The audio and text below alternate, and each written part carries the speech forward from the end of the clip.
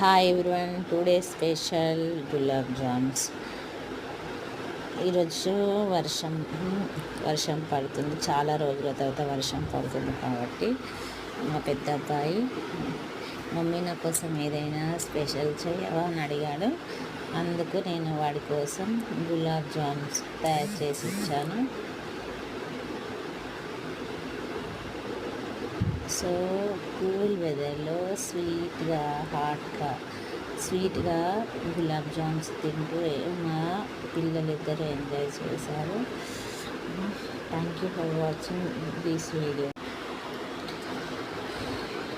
Hi friends, today special gulab jamun.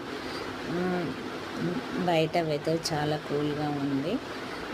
ఇంట్లోనే ఆడుకోరా అని మా పెద్ద అబ్బాయితో చెప్తే మమ్మీ నా కోసం ఏదైనా స్పెషల్ చేయవా అని అడిగాడు. అందుకు నేను వాడికి ఇష్టమైన గులాబ్ జామ్స్ చేశాను.